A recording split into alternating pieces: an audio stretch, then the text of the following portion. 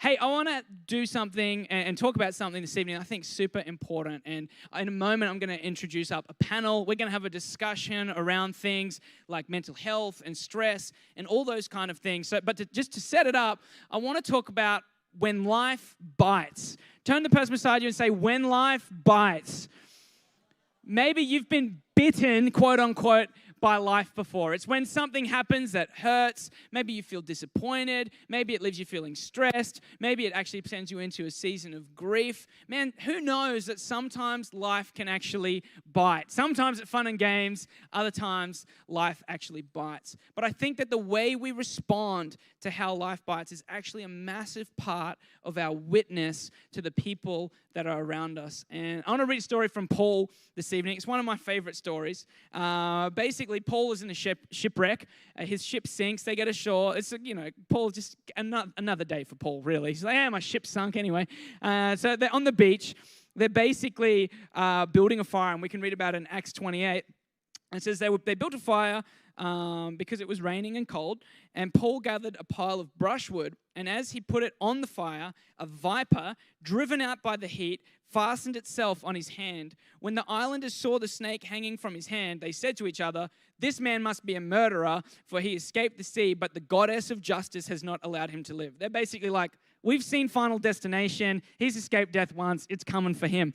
But then it says, but Paul shook off the snake into the fire and suffered no ill effects. And I love this. It says, the people expected him to die, expected him to swell up or suddenly fall dead. But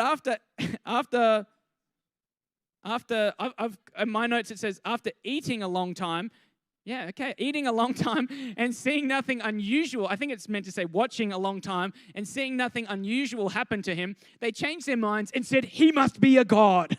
I love this. They're like, he's a murderer. And then he gets bitten by a snake. They're like, he's going to swell up. He's going to die. We've seen this happen before and it doesn't happen. And they're like, he's God. That's what it is. I love what an emotional roller coaster this story is.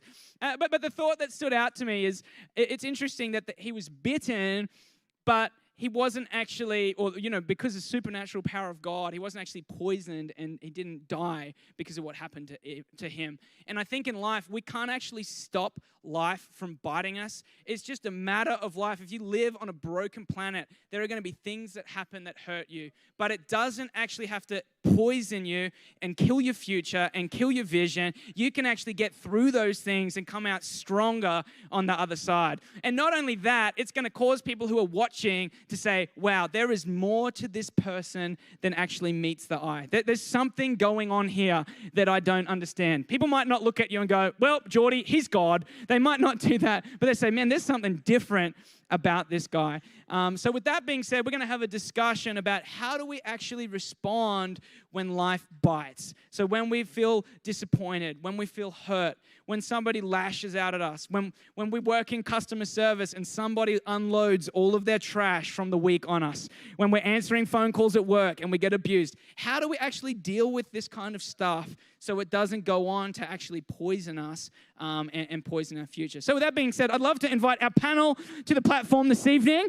If you guys would come up, let's give it up for the panel as they come.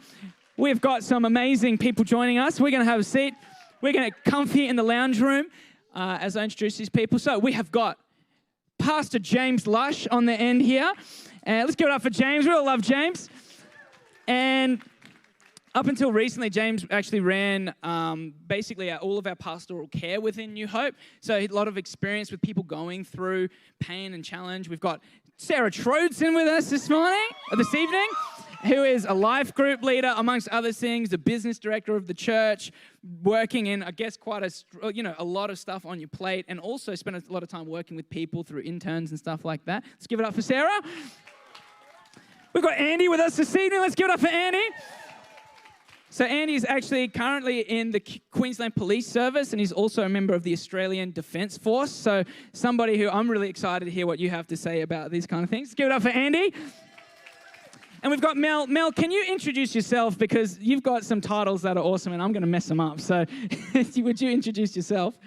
So my day job is a administration manager at a medical centre, which has been quite stressful throughout the pandemic, of course. And then I also volunteer at a pregnancy support agency as a registered counsellor. Very good. So I'm excited. Let's welcome Mel. I think something great to add.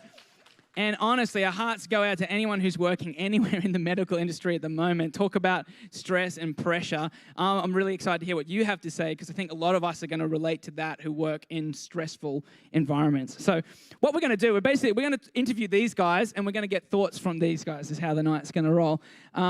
So just to start off, I mean, it would be great to hear from you guys as we talk about things like stress and mental health.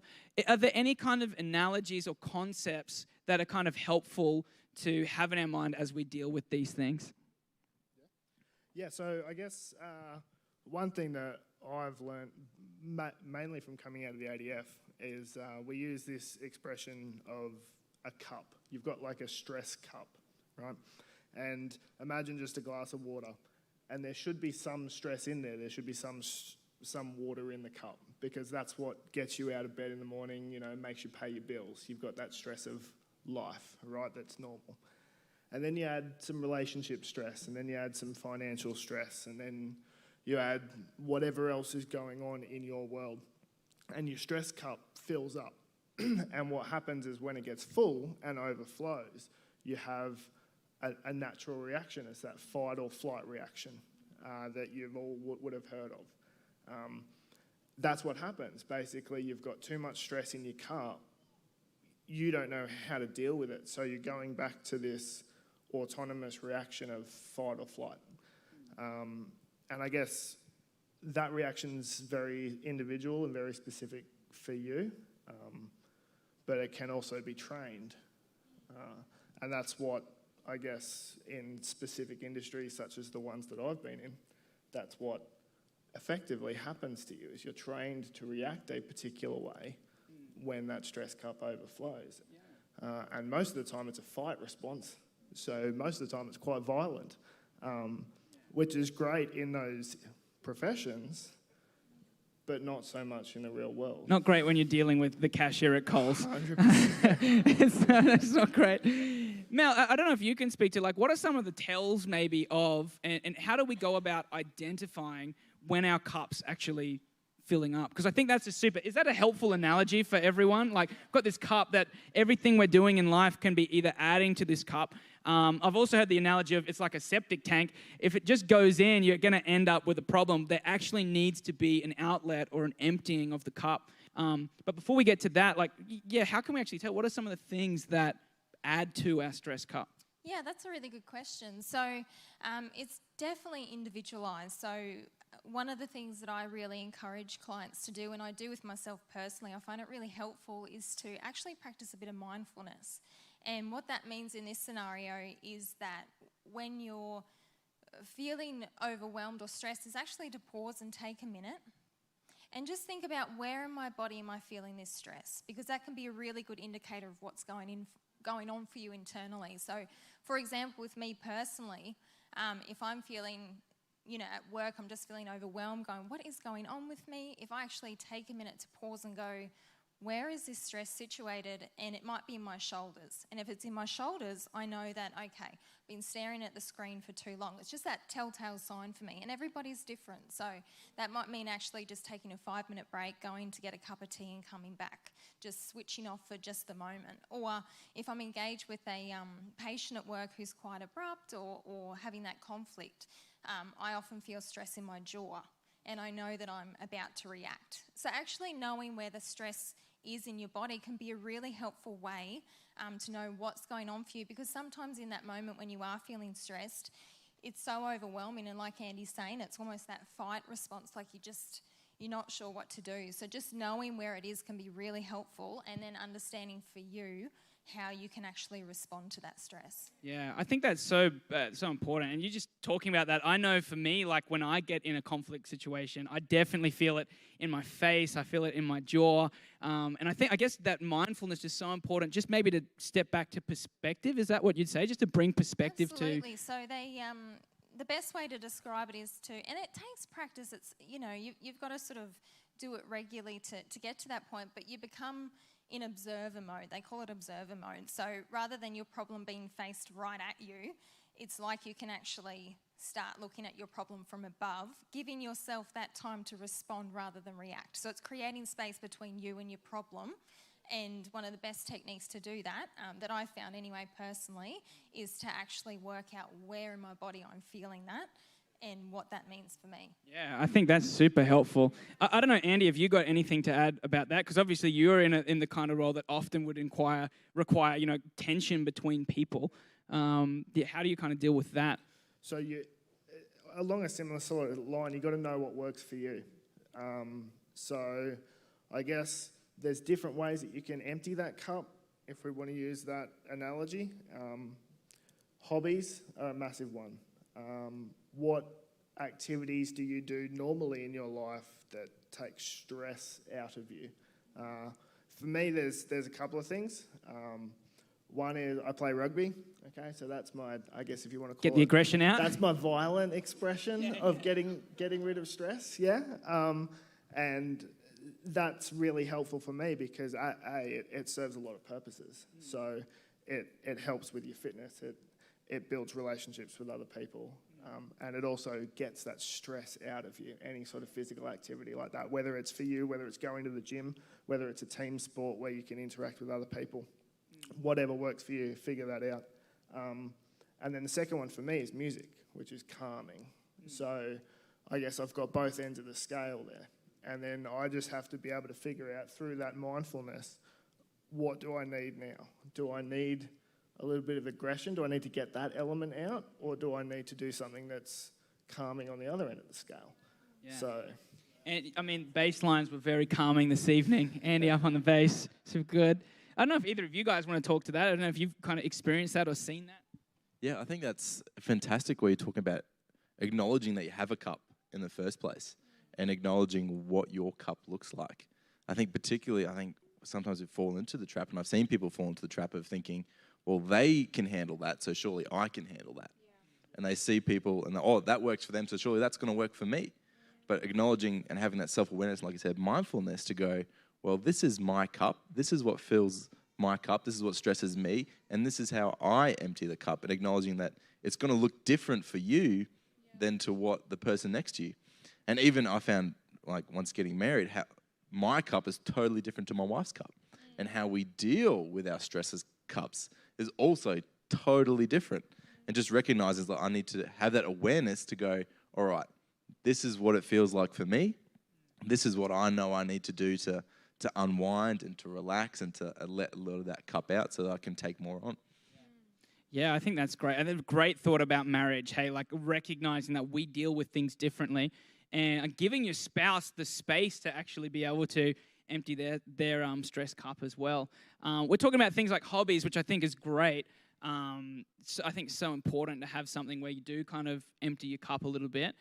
Maybe Mel, if you could talk to just like, obviously if we're in the middle of a heated conversation or we've got someone on the phone and we just getting bombarded, when you get those days and it's like everyone whose call's got to, they got to be in their bonnet or something like that.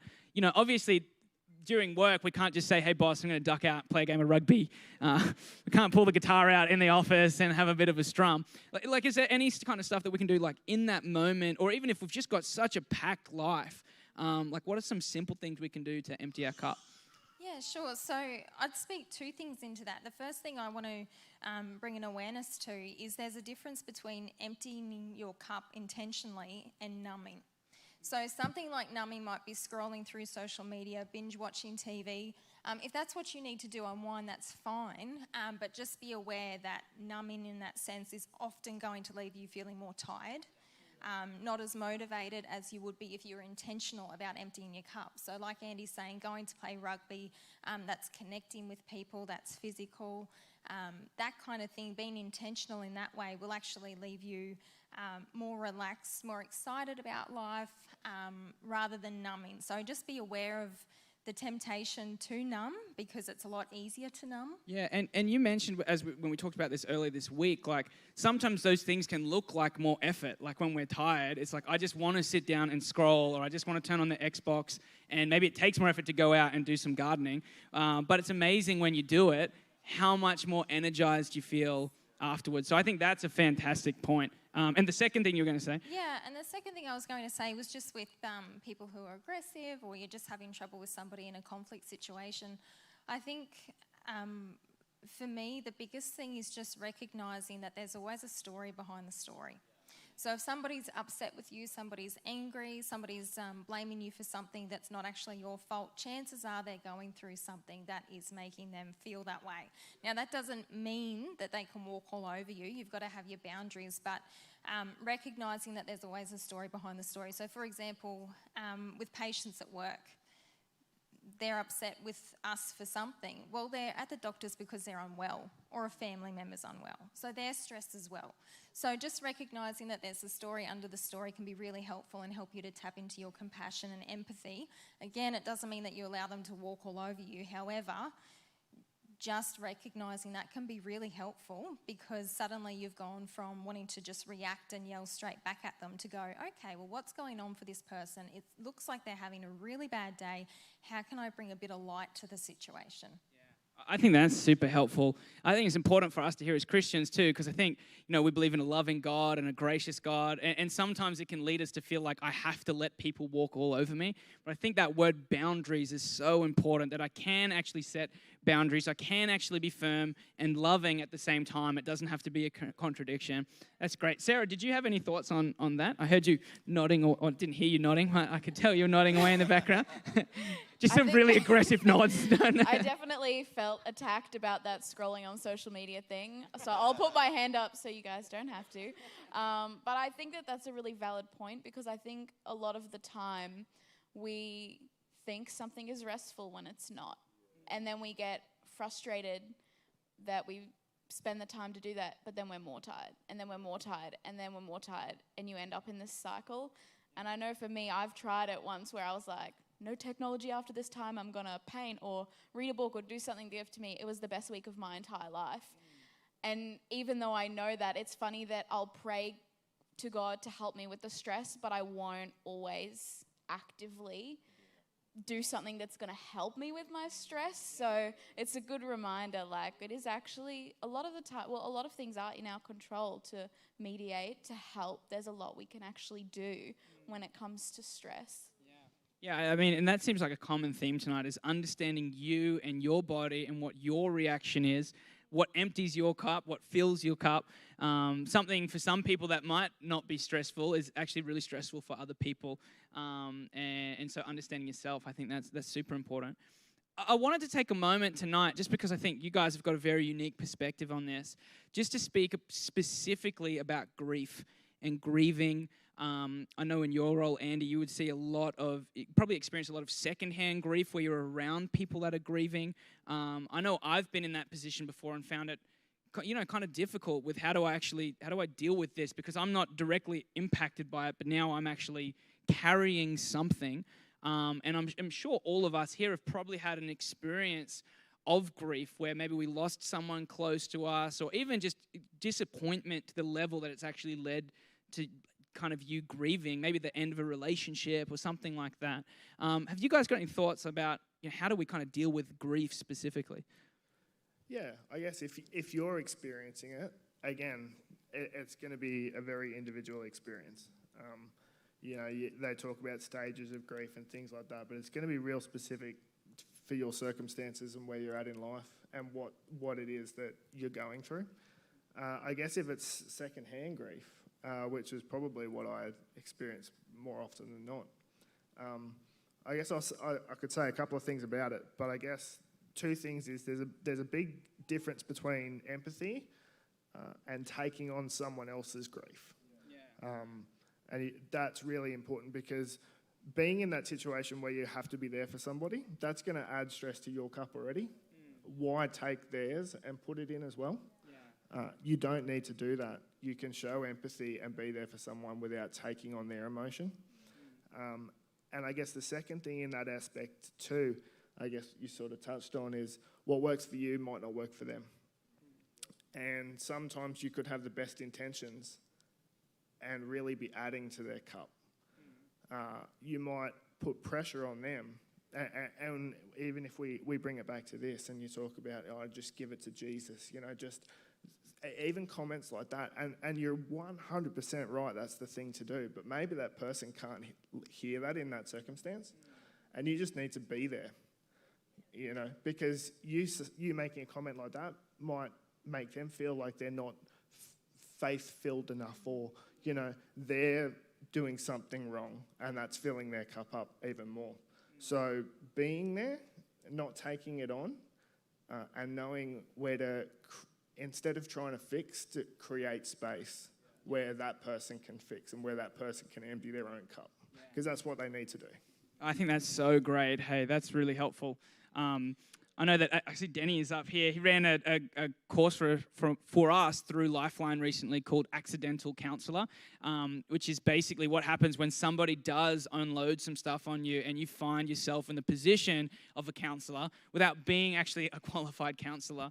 And one of the biggest takeaways I took from it, which I think kind of is what you're saying as well, like that you don't have to try fix that person's problem. Actually, there's so much power in just validating the way that they feel, and just validating those feelings of, hey, that must be really tough.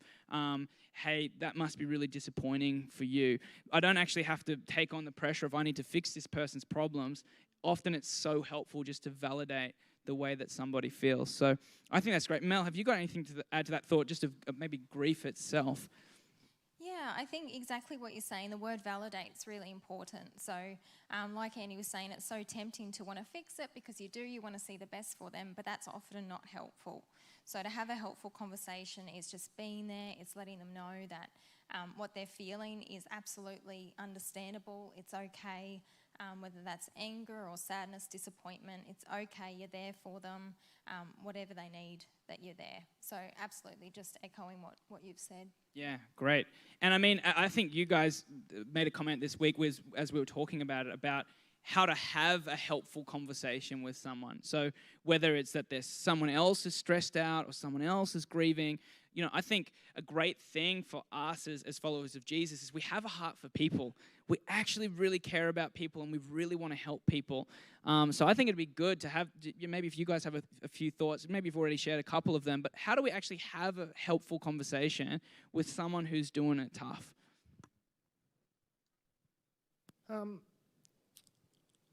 I guess the biggest thing, we sort of talked about it, is validating the way that they feel, not making them feel like they shouldn't be feeling the way that they feel. That's a massive one. Not trying to step in and fix it. That's a massive one. Being there, and there's things that we can do, especially as Christians, there's things that you can do in the background. You don't have to directly be speaking to that person. You can be praying for them. You can be hooking them up with the right people that are going to be able to help them in their circumstances. You don't have all the skills, and even if you're a counsellor or a psychologist, you still don't have all the skills. You need to be able to figure out what is the best way to help this person, and put them in touch with those people. And then, like I said before, create that space where they can help themselves. Be that supportive, loving space that does those things in the background and then just steps back and opens up an opportunity for that person to grow and develop and work through their own stuff. Yeah, that's great. I think that's awesome. I don't know if you guys have ever seen something like this in action. Yeah, no, I love what you talk about. Making sure people have permission to feel. Making sure people know they are allowed to feel their feelings. And it's actually really healthy for them to feel their feelings. And then that goes for yourself too. There's no point in denying that you're feeling a specific way, because if the tap's running and your cup's full and you're just going, there's nothing wrong, I'm fine, the whole room's filling with water, and then it's out of control. Yeah. So don't deny the fact that you feel angry. It's not bad that you feel angry. Deal with it, and deal with it the right way. Super helpful. Final question. I guess, how does our faith play into this when we talk about dealing with our emotions, reacting well when life bites? How do you guys see your faith kind of playing a part of that?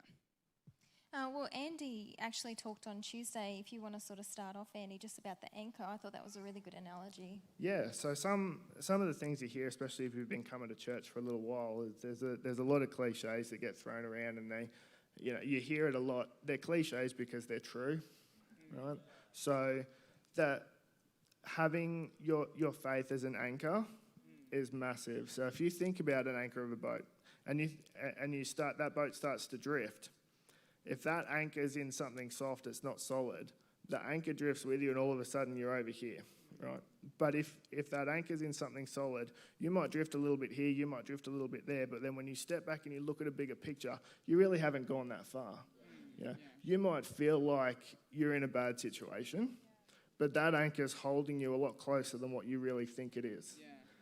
And don't lose sight of that. And I think that's something, if you use your faith in Jesus, your relationship with Jesus as your anchor, it goes into something deep, it goes into something solid. And even if you feel like you're off course, you're really, when you step back and look, he's going to hold you there. You know, and you can drift this way and that way, and that's what you're going to do in life because it's not perfect. But at the end of the day, you're always going to come back to that point. Wow, I love that. That's awesome. Mel, have you got anything to add to that? Yeah, and just on the back of that too is just to be kind to yourself. So, for example, with that anchor, we know it's Jesus. We know that he's firm. How your relationship looks with him might change in the seasons, and that's okay. So, for example, if you're, going through a real season of disappointment, I know for me that's been the case lately, it's really hard to journal. It is. But I'll tell you what I can do. I can be kind to myself and not feel obliged to journal because I know it would be out of obligation to journal at those times. But I can listen to worship music on the way to work and anchor my soul that way. So I would just say on the back of that, just be kind to yourself. Recognise that the season that you're in, and God's okay with our messiness. It's okay. He loves you. He's big enough to handle it. So be what you need to be. Be you. Don't try to do how you think everybody else says to do it. Like we've been talking about, you're unique. Just live your journey and be kind to yourself. Yeah. I think that's awesome, hey. And I think that when we're in those seasons, like God does really want to speak to us and encourage us and lift us. But God doesn't just speak one way. God speaks heaps of different ways. So I love that. Just making space, if it's just flicking on a worship song on the way to work, maybe recognizing what's not helpful, which might be listening to certain stuff on your way to work. And actually, I'm going to just make some space in the car for God to speak to me. So I don't know if you guys have any thoughts to add to that. I would just add to that, like something that has really helped me is I always had this idea that I've succeeded when I don't get stressed or overwhelmed anymore. Like that to me means that I'm on a good trajectory, but I've sort of realized that there's just too many variables in life that you're probably, if you don't experience those ups and downs, you're probably not feeling the way that you should be feeling in life. And so just being okay with the fact that it is going to ebb and flow and not being overwhelmed when it does. Because when you think, oh, I finally made it to this point, I'm never going to, struggle with that again or be in this hard place again, and then you find yourself there and the disappointment in yourself, that I think is the most damaging thing. So just allowing yourself that grace to know that there are going to be ebbs and flows for the rest of your life.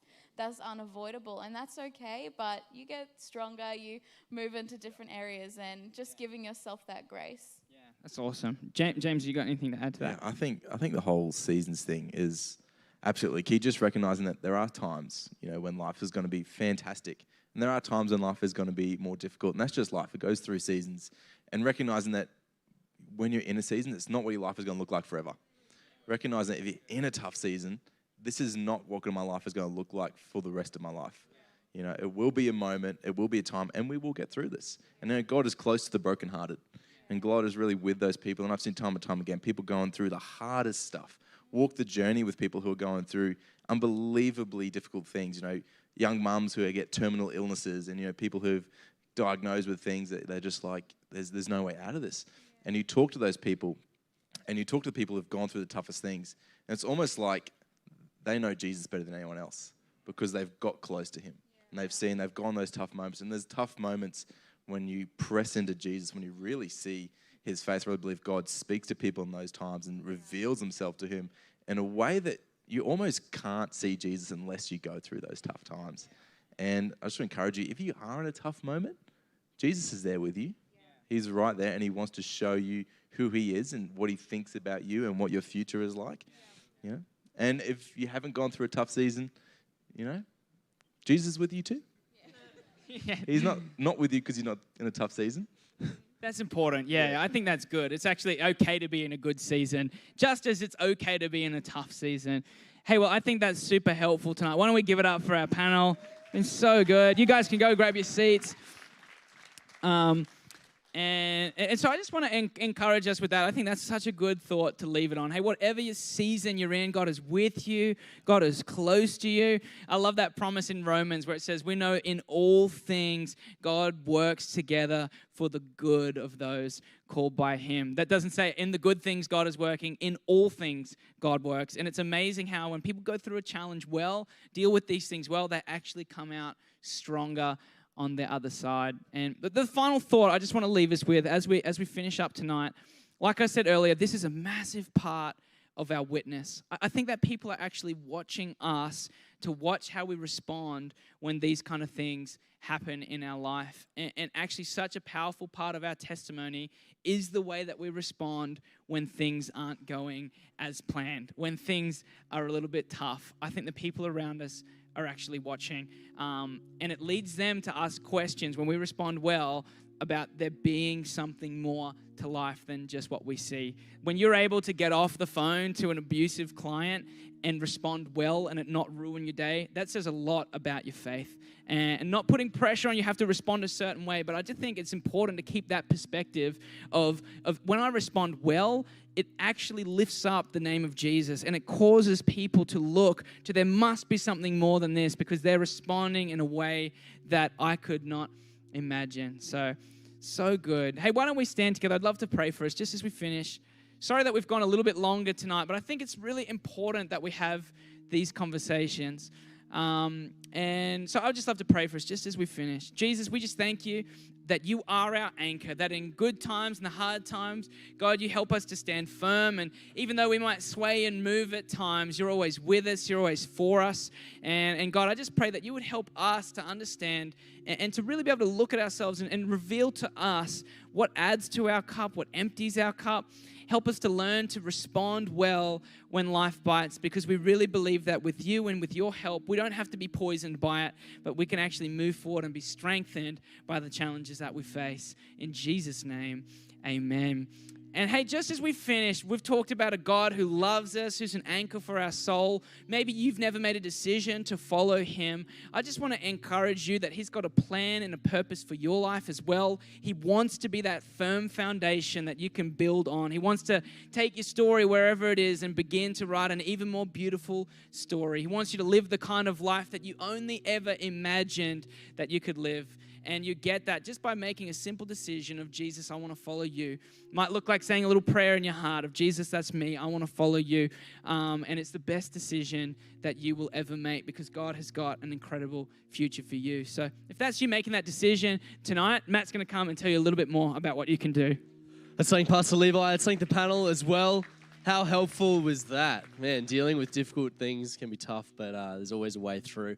Hey, as Levi was just saying, maybe you're here tonight and in your heart, you know you want to take that next step.